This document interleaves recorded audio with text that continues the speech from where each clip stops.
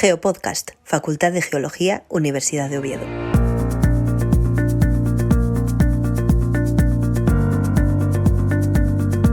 Bienvenidos, bienvenidas a un nuevo Geopodcast de la Facultad de Geología de la Universidad de Oviedo.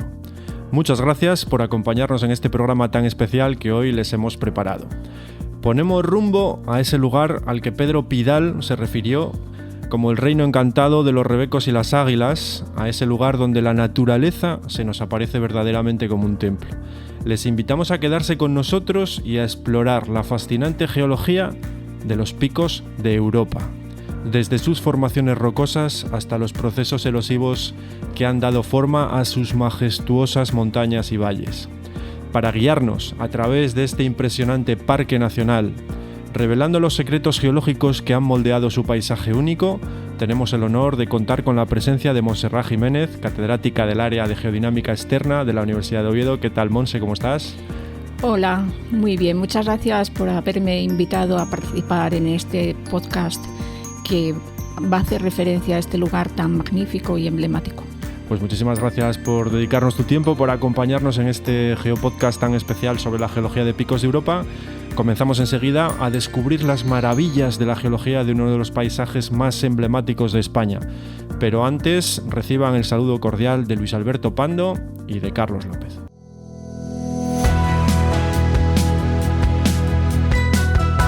Geopodcast, Facultad de Geología, Universidad de Oviedo. Monse, ¿cuál es el origen geológico de este sitio tan espectacular que son Picos de Europa? ¿Qué es Picos de Europa? Bien, pues para hablar del origen geológico de los Picos de Europa tenemos que hablar del origen de la cordillera Cantábrica y tenemos que pensar que hace más de 300 millones de años la fisonomía de la Tierra no era la misma que ahora. Ni los continentes ni los mares eran los mismos. Existían un par de continentes que chocaron entre sí, dieron lugar a una gran cordillera que se asemeja posiblemente o sería similar al Himalaya actual, que se denominó el Orógeno Varisco.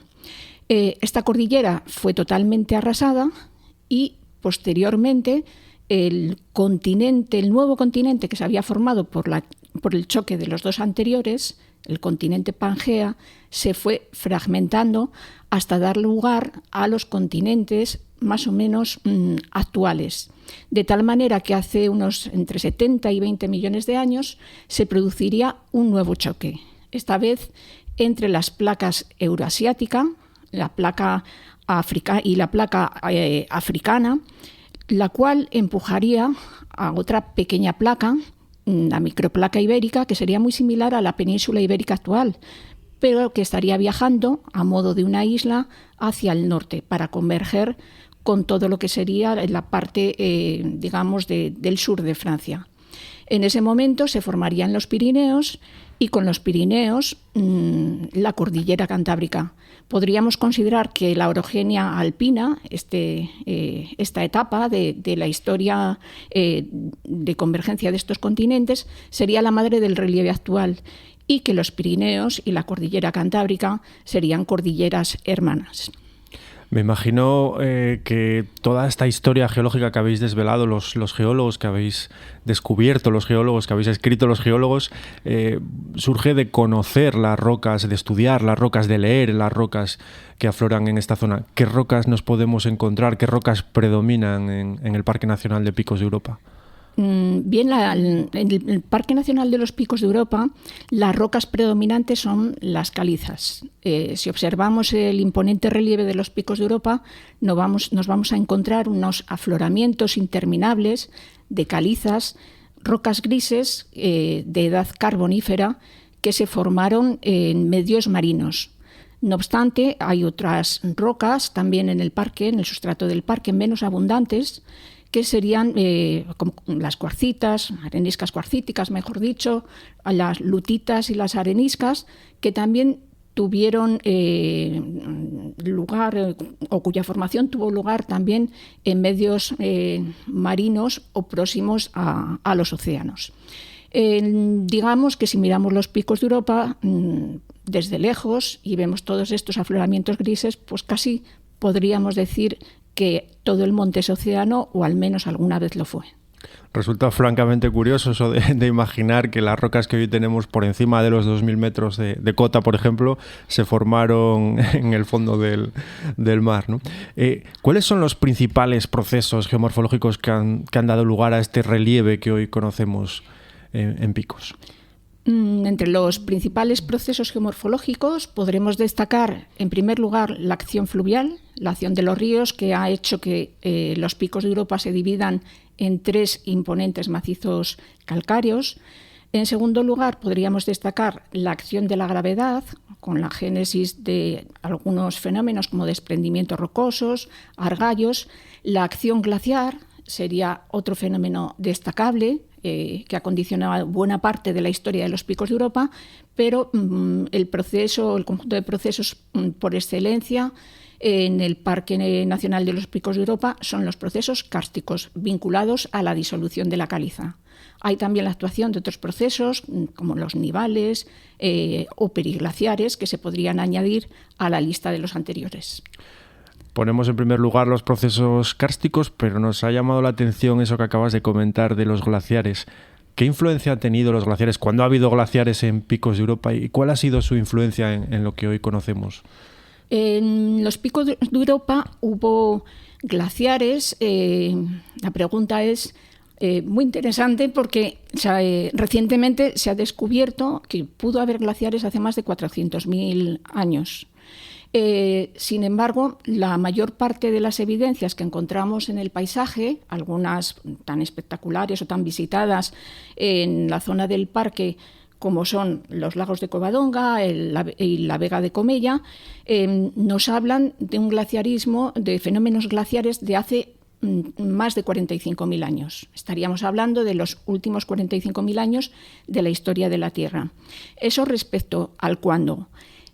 Respecto a qué formas podemos encontrar en el relieve, podemos destacar la presencia de aristas glaciares, circos glaciares, valles glaciares con una morfología en U, como el que podemos ver en la zona de Enol, cubetas de sobreexcavación glaciar, por ejemplo, el propio lago Enol es una cubeta de sobreexcavación glaciar, ahora ocupada por agua, pero que antes estuvo ocupada por hielo. Y podemos también hablar de la presencia, aunque escasa, de depósitos glaciares con morfología, con forma de morrenas, que también se conservan en esta zona de los lagos de Covadonga, pero también en el sector del Alto Duge. Antes hablabas de procesos kársticos. Doble pregunta. ¿Podrías explicarnos un poco qué es eso de procesos kársticos y qué papel ha jugado el agua también en la erosión y en la formación de este paisaje superficial y subterráneo que comentabas anteriormente? Bueno, cuando hablamos de procesos kársticos nos estamos refiriendo a aquellos procesos que tienen lugar debidos a la disolución de la roca del sustrato, en este caso las calizas. Son procesos que funcionan en doble sentido. Las rocas se pueden disolver, pero el agua, cuando está saturada de carbonato cálcico, también puede precipitar. Entonces, eso origina un paisaje muy espectacular, tanto en superficie como en profundidad, con distintas formas que, por ejemplo, testimonian esta actuación de procesos kársticos, las dolinas, la profusión de dolinas existentes en el relieve del parque.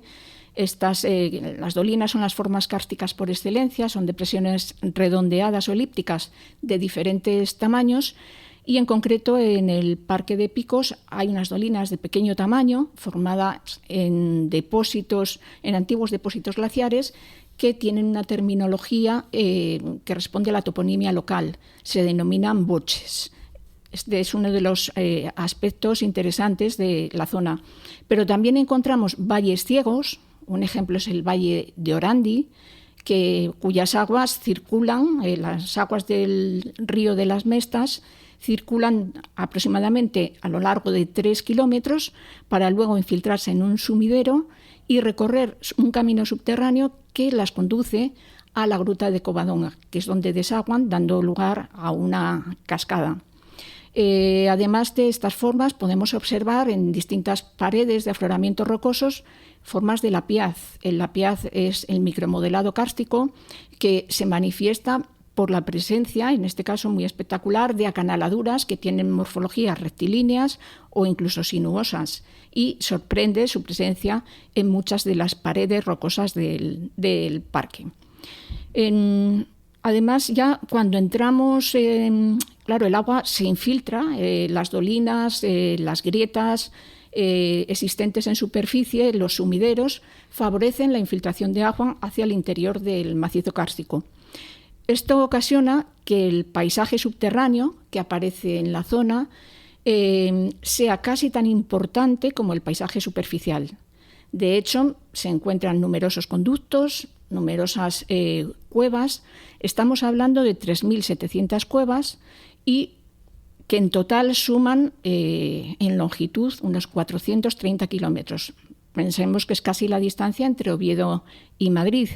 En estas cuevas, además, podemos encontrar formas muy interesantes, formas de precipitación, como los espeleotemas, pero también podemos encontrar sedimentos fluviales similares a los de los ríos de superficie e incluso sedimentos que obedecen a la formación o a la presencia, mejor dicho, de lagos subterráneos. Es un mundo impresionante el que se encuentra bajo nuestros pies en los picos de Europa. O sea que tenemos unos picos de Europa hacia arriba y tenemos unos picos de Europa espectaculares hacia abajo, que es una pena porque está reservado a los que hacen espeleología fundamentalmente y a los científicos como tú el poder conocerlos. Monse, estos procesos kársticos, por aclararlo, ¿afectan únicamente a las rocas carbonatadas, a las calizas, o se dan en otro tipo de rocas? No, se dan en otro tipo de rocas. Digamos que son procesos que afectan a rocas solubles. Entonces, cuando la roca es soluble, se pueden generar este tipo de formas kársticas. Realmente el relieve kárstico es un relieve que en su definición, digamos, más primaria, es un relieve debido a la disolución de las rocas. Por tanto, si hay rocas solubles, puede haber un paisaje kárstico. Lo que ocurre es que las rocas calcáreas son las más abundantes digamos que en experimentar este tipo de fenómenos, pero se han llegado a describir fenómenos kársticos incluso en cuarcitas, hemos visto fenómenos kársticos incluso en rocas ultramáficas, fenómenos o similares al menos a lo que serían los fenómenos kársticos, en rocas solubles como los haluros, en cloruro sódico, cloruro potásico, ejemplo de las minas de Cardona. En fin, que incluso hay quien habla del karst en el hielo, aunque aquí entraríamos, ya no hablaríamos tanto de disolución, sino que estaríamos en otro tema, en otro campo, que sería ya el de la fusión y recongelación del agua. Monse, no me resisto a preguntarte, antes nos hablabas de los lagos que se habían formado en relación con los procesos glaciares. Para que tengamos un lago, además de esa morfología necesaria, ¿es necesario tener algún tipo de roca especial que se resulte impermeable? ¿Por qué tenemos, sí. ¿Por qué conseguimos tener ese lago Enol, ese lago Ercina o en el pasado ese lago de Ándara? Bueno, pues precisamente en el caso del lago Enol y del lago Ercina y luego además de otro lago que ahora está escondido un poco más al norte, que es la Vega de Comella, las rocas que afloran en su sustrato no son precisamente calcáreas, sino que se trata de formaciones impermeables formadas o constituidas por areniscas y lutitas.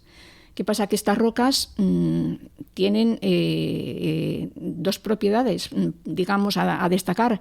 Por una parte, son rocas poco resistentes, con lo cual la erosión las afecta con facilidad. Pensemos en un glaciar que viene por el Valle de Enol, va circulando a través de calizas, que no dejan de ser rocas resistentes, y se encuentra con un sustrato formado por rocas más débiles. El glaciar lo que hace es erosionarlas con más facilidad. En el caso de la Vega de Comella, por ejemplo, que fue antiguamente un lago, también encontramos algunas formaciones detríticas menos resistentes. Entonces, esto condiciona sin duda que los glaciares tengan que realizar un menor esfuerzo en erosionar el relieve Y en el caso de la Vega de Comella, no sabemos muy bien si ha habido fenómenos glaciares erosionando el relieve, pero lo que sí hay son formaciones impermeables capaces de haber retenido el agua y luego también de atrapar sedimentos que constituyen el relleno de toda esta zona. Francamente interesante, Montse. ¿Podríamos estar hablando de que los picos de Europa representan un auténtico patrimonio geológico, eso tal y como se conoce hoy en día? Bueno, pues sí, efectivamente, con todo esto que estamos hablando, los picos de Europa son una especie de gran edificio kárstico, que no solo es kárstico, por toda la profusión de procesos que han estado actuando ahí, y por eso podemos decir que en general es una parte importante de nuestro patrimonio geológico.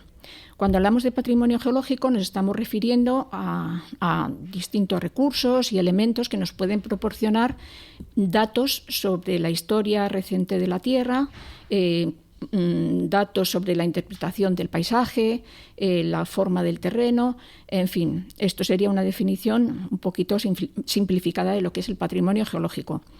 Lo que ocurre es que en el Parque Nacional de los Picos de Europa existen al menos 53 lugares de interés geológico que han sido estudiados por el Instituto Geológico y Minero, y en relación con ello, uno de los macizos, por ejemplo, el macizo occidental, el macizo de Cornión, es en sí uno de estos lugares de interés geológico. Además, todo lo que son los sistemas kársticos constituyen contextos de relevancia a nivel internacional desde el punto de vista de la geodiversidad y patrimonio geológico, con lo cual, efectivamente, podríamos hablar de que es un importante, muestrario de todo lo que sería un buen elenco de lo que es el patrimonio geológico. Montse, no sé si habéis delimitado cuál ha sido el impacto de la actividad humana en la geomorfología o en la geología de Picos de Europa, si es que lo ha habido. Ahí sería este tema, comprende diversos frentes, pero realmente uno de los que podríamos destacar es el impacto vinculado, por ejemplo, a las explotaciones mineras. Pongamos el caso de las antiguas explotaciones de Buferrera, que son visitables en el entorno de los lagos de Covadonga y que ahora constituyen una parte también del patrimonio de la zona. Claro, nosotros en nuestro caso no hemos realizado este trabajo de delimitación o de definición del impacto humano. Considero que es uno de los retos a abordar dentro de lo que son investigaciones en el futuro. Pues tomamos nota, muchos retos todavía en la investigación de Picos de Europa, sin duda de la que vamos a hablar enseguida. Antes de ello, Montse, a cualquier visitante que se acerque a Picos de Europa, ¿qué consejos le podríamos dar para que disfrutara no solo del paisaje, sino que disfrutara también y cada vez más de la geología de esta zona? Pues yo recomendaría que quizás tuvieran una mirada geológica. Ya sé que esto es muy difícil porque muchas veces nos olvidamos de la geología, pero cuando se contempla el paisaje con mirada geológica, se aprecia que el paisaje es una especie de documento que conserva datos encriptados que desde la geología podemos descifrar. Y desde ahí podemos obtener información sobre el pasado geológico de cientos de millones de años, pero también del pasado geológico de los últimos miles de años, incluso de la evolución actual y reciente, y todo esto, este legado, digamos, del pasado y del presente, es un documento que podemos utilizar para afrontar retos del futuro. Además, les invitaría a que, aparte de esta mirada geológica, consultaran algunas de las guías e informaciones que tenemos en la página web de la Facultad de Geología. Hay guías de la zona que se pueden descargar. Hay una guía geológica que editó el Instituto Geológico y Minero conjuntamente con el Organismo Autónomo de Parques Nacionales, que tiene 14 itinerarios geológicos y también tenemos un vídeo explicativo del origen y de la historia de las cuevas de los picos de Europa, disponible en redes sociales y YouTube. Yo creo que toda esta información y esa posible nueva mirada contribuiría a que se disfrutara más de la geología de la zona. Pues les invitamos a todos los que nos están escuchando a ponerse esas gafas geológicas y a disfrutar doblemente del paisaje de este que fue el primer parque nacional que hubo en nuestro país. Desde 1918 el Parque Nacional de la Montaña de Covadonga, desde el año 1995 el actual, bueno, una ampliación en el año 2015, el actual Parque Nacional de Picos de Europa. Montse, si nos permites, nos gustaría hablar un poco de investigación también, de vuestra faceta investigadora. ¿Cuáles son las técnicas o los métodos que utilizáis en geomorfología para utilizar relieves como este o entornos geológicos como este de Picos de Europa? Bueno, pues por una parte está digamos, el trabajo básico de cartografía geomorfológica basada en fotointerpretación, que ahora, a medida que han ido avanzando las técnicas en los últimos tiempos, se va sofisticando cada vez más con el empleo no solo de sistemas de información geográfica, sino de modelos digitales del terreno. Toda esta información nos ayuda a definir la distribución espacial de los procesos que identificamos en la zona. Pero también necesitamos utilizar otras técnicas que nos permitan poner números a la edad que tienen los procesos, y así podemos saber cuándo se produjeron determinados acontecimientos geológicos. Para esto realizamos muestreos de formaciones superficiales, a veces son toma de muestras directas, pero a veces requieren la realización de sondeos.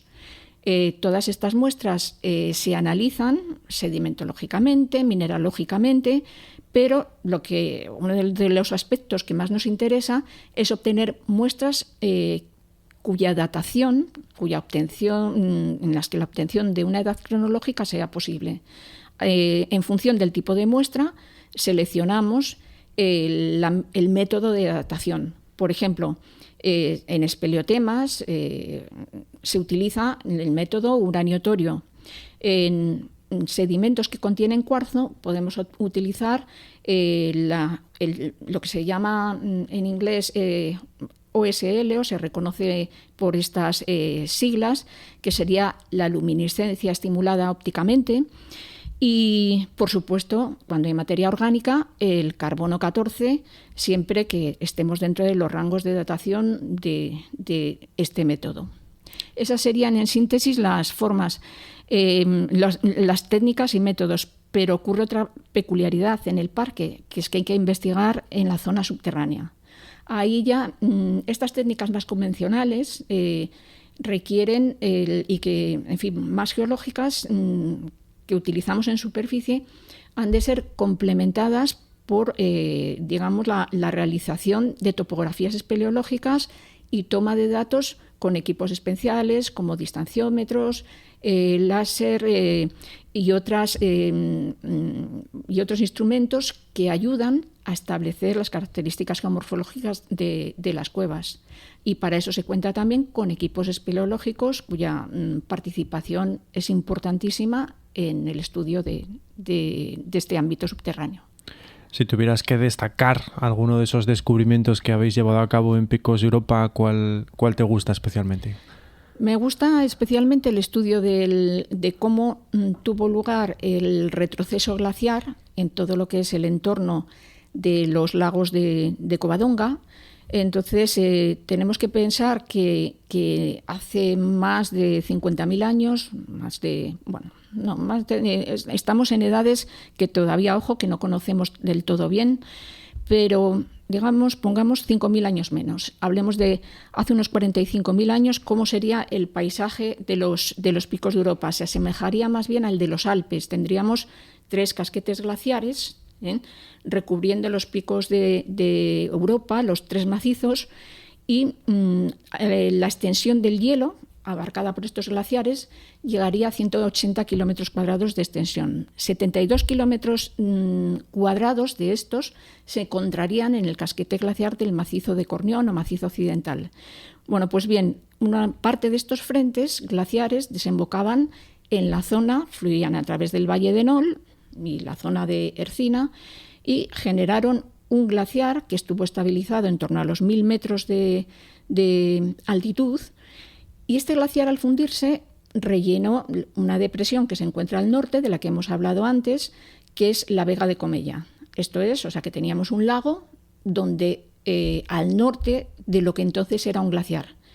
¿Qué ocurre? Que este glaciar fue retrocediendo y dejó al descubierto el lago Enol. Las investigaciones realizadas, siempre con equipos diversos, tanto de la Universidad de Oviedo como de fuera de la Universidad de Oviedo, nos permitieron saber que la Vega de Comella, donde se realizaron 2 sondeos de más de 50 metros de profundidad, había estado rellenándose por agua procedente de estos frentes glaciares hace unos 45.000 años. Pero los sondeos realizados en el lago Enol y su datación nos permitieron saber que hace 38.000 años aproximadamente el lago Enol ya no tenía hielo, estaba operativo. Esta información, aunque nos parezca que es un número, sin más, es muy relevante porque nos ayuda a comprender mejor los cambios climáticos del pasado y entender, por ejemplo, que los glaciares de montaña no han respondido siempre frente a, digamos, los cambios globales de la misma manera. Estos datos sugieren que hubo durante el Cuaternario una respuesta lenta en el retroceso de los glaciares de montaña que contrasta con la rápida respuesta del retroceso que estos glaciares de montaña tienen a nivel global en la actualidad. Luego, ya entrando en el mundo de las cuevas, pues ahí hemos podido determinar el origen o proponer algunos de los primeros datos sobre el origen de las cuevas de los Picos de Europa, de algunas cuevas de más de 300 metros de profundidad. Para ello contamos con la realización de un proyecto financiado por el Organismo Autónomo de Parques Nacionales, en el que se realizó una tesis doctoral, que voy a citar a Daniel Ballesteros, que es una persona muy importante, es una persona clave en estas investigaciones porque ha ido combinando su actividad o su vocación deportiva con su vocación científica. Gracias a eso hemos ido poniendo, digamos, una serie de piezas que luego hemos ido recogiendo, montando, para realizar un puzzle que es el de la historia geológica de las cuevas de los Picos de Europa, que empezaron a formarse hace más de 4 millones de años. Y luego, pues también en colaboración con la casa, con alguien de la casa, con Diego Álvarez Lao, y aparte de otros compañeros, como el propio Daniel Ballesteros, me parece muy interesante la colaboración conjunta entre geomorfología y paleontología para aportar desde la geomorfología el contexto al hallazgo de un fósil de gran interés, un cráneo que resultó ser de un buey almizclero de 35.000 años de antigüedad, que constituyó también un hito importante en lo que es la definición de la distribución de estas especies. Antes de 2020, el buey almizclero parecía no haber llegado a la zona de Asturias, cordillera cantábrica. Después de 2020, que es cuando se publicó este hallazgo, se pudo cambiar la posición del límite biogeográfico, y esto tiene también un gran interés porque se trata de unas faunas frías, y tiene una gran repercusión también desde el punto de vista de lo que es el cambio climático. Montse, ¿cuál es vuestro mayor reto así a corto o medio plazo en la investigación en el entorno de Picos de Europa? ¿Qué desafíos tenéis ahora mismo por delante? Bueno, por una parte estaría el continuar utilizando los indicadores geomorfológicos como herramientas para seguir reconstruyendo el relieve. Por ejemplo, sería muy interesante tener más datos sobre la incisión de los ríos, a qué velocidad se están encajando los ríos en la zona, a qué velocidad se están encajando las cuevas.